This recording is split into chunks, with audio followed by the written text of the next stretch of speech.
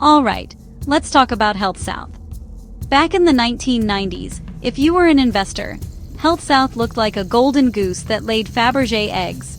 It was one of America's biggest healthcare providers, running hospitals and clinics all over the country. On paper, this company was a rocket ship. It reported amazing, consistent profits year after year, quarter after quarter. Wall Street loved them. Their CEO, a man named Richard Scrushy, was treated like a rock star of the business world. He was charismatic, he was flashy, and he was, by all appearances, incredibly successful. HealthSouth seemed to be the very picture of American corporate achievement. The company's stock price soared, making a lot of people very, very rich. They were the darlings of the healthcare industry, a shining example of how to make money while, helping people recover from surgery. It was a beautiful story, a story you'd want to believe in. But here's the thing about stories that seem too good to be true. They usually are. And in HealthSouth's case, the story wasn't just good, it was a complete work of fiction. A multi-billion-dollar fantasy novel that everyone thought was a history book. It was an illusion, and the magician-in-chief was pulling a fast one on absolutely everyone. The problem was that the company's incredible growth wasn't real. Not even a little bit. For years, while investors were cheering and analysts were writing glowing reports, the company was systematically faking its earnings. The profits that everyone was so excited about simply did not exist. They were phantom numbers, conjured out of thin air to meet Wall Street's expectations. It was like a student who keeps showing their parents a report card with straight A's, except the student printed that report card at home after changing all the F's. And they did this for nearly a decade. This wasn't some small accounting error or a rounding mistake. This was a massive coordinated fraud. From 1996 to 2002, the company invented at least $2.7 billion in profits. That's billion, with a B. It's a number so large it almost sounds fake, which is fitting, because that's exactly what it was. The entire financial foundation of this massive corporation was built on a lie. A very big, very expensive, and very illegal lie. The whole operation was designed to keep the stock price high and make the executives look like geniuses, when in reality, they were just very creative criminals. So, how exactly do you fake billions of dollars in profit? Well, the scheme at HealthSouth was both ridiculously simple and diabolically clever. It was run by a group of senior executives who called themselves the family. Each quarter, they would hold meetings to figure out how far the company's real earnings were from what Wall Street expected. This gap was called the hole. Their job was to fill that hole with completely fictional numbers. It was less like accounting and more like a desperate game of Mad Libs, but with federal crimes instead of silly nouns and verbs. Their main method was just making up revenue. Seriously. They would create fake entries in the accounting records to show money coming in that never actually existed. Think of it like this. You tell your landlord you paid the rent, show them a photoshopped receipt, and then just hope they never actually check their bank account. HealthSouth did this on a massive scale, adding millions of imaginary dollars to their income statements every single quarter. They were essentially giving themselves a high five for a touchdown they never scored, in a game they weren't even playing. But that wasn't enough. To make the fake profits look believable, they also had to mess with the other side of the ledger expenses. They would find legitimate expenses, like the cost of medical supplies or equipment, and pretend they were assets. So, a box of bandages, instead of being a cost, was suddenly listed as a long-term investment, like a building or a piece of land. This sneaky move made their expenses look lower, which, in the weird world of accounting, makes your profits look higher. It's a bit like buying a $5 coffee and telling yourself it's a long-term investment in your personal happiness. This fraud went on for so long because they were experts at hiding it. The fake transactions were spread out across hundreds of different accounts and locations, making them incredibly difficult for auditors to spot. It was like trying to find a single grain of rice in 1,000 different bowls.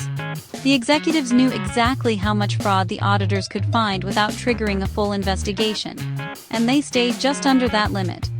They called it feeding the beast. The beast being Wall Street's insatiable hunger for good news. They kept the lie going for years, all while knowing it was a house of cards waiting for a slight breeze.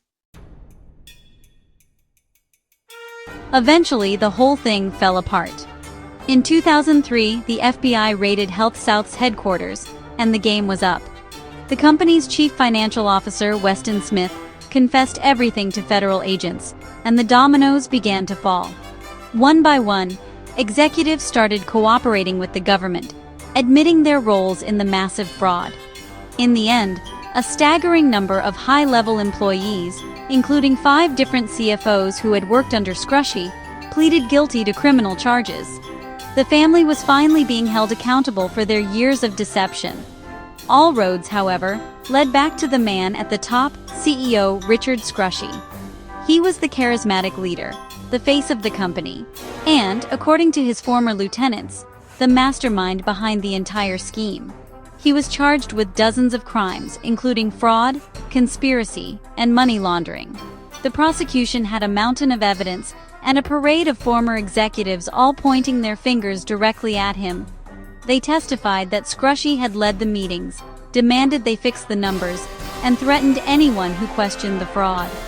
It looked like an open and shut case. But Richard Scrushy is not your average CEO. He mounted a defense that was as audacious as the fraud itself. His lawyers argued that he was a brilliant leader who had been betrayed by his underlings. They claimed he had no idea the fraud was happening right under his nose. He even started hosting a Christian talk show on local television, presenting himself as a man of faith who was being persecuted. He moved the trial to Montgomery, Alabama, where he was a well-known local figure. It was a masterful performance, and incredibly, it worked. In a stunning verdict that shocked the legal and business worlds, a jury found Richard Scrushy not guilty on all charges. They believed his story. He had convinced them that he was an innocent victim, despite the testimony of 15 of his own executives. It seemed like he had gotten away with it. However, the story doesn't end there. While he escaped conviction for the HealthSouth fraud, his luck ran out. In a separate case, he was later convicted of bribing the governor of Alabama. For that crime, he was sentenced to nearly 7 years in federal prison and ordered to pay millions in fines. The consequences of the HealthSouth scandal were devastating. The moment the fraud was revealed, the company's stock price collapsed, plummeting 97% in a matter of days. Thousands of investors, including ordinary people with their retirement savings tied up in HealthSouth stock, lost everything. The company they had believed in was a sham, and their nest eggs vanished overnight. Workers at the company also suffered, as the scandal tarnished its reputation and led to massive layoffs and uncertainty. The financial wreckage was immense, wiping out billions of dollars of shareholder value built on nothing but lies. The company itself barely survived. It was forced into a painful restructuring process, had to sell off assets, and was delisted from the New York Stock Exchange. It took years of hard work under new leadership to clean up the mess, regain some measure of trust, and become a functioning, honest business again. The company, which later rebranded to Encompass Health, stands as a living reminder of the chaos that ensues when integrity is abandoned. It's a corporate ghost story, a tale of a company that was essentially possessed by the demon of greed and had to go through a painful exorcism. For Richard Scrushy, his acquittal in the fraud trial was not a permanent get-out-of-jail-free card. After his conviction in the bribery case, he not only went to prison but also faced a civil lawsuit brought by shareholders. In that case, a judge ordered him to repay a staggering $2.8 billion to the investors he had deceived. So, while he may have won his criminal battle over the accounting fraud, he ultimately lost the war. He lost his freedom, he lost his fortune, and he lost his reputation, becoming a permanent poster boy for corporate corruption. Ultimately, the HealthSouth saga is a stark and powerful warning. It shows what can happen when a corporate culture prioritizes stock price above all else. It's a lesson for investors to be skeptical of companies that report profits that seem too perfect.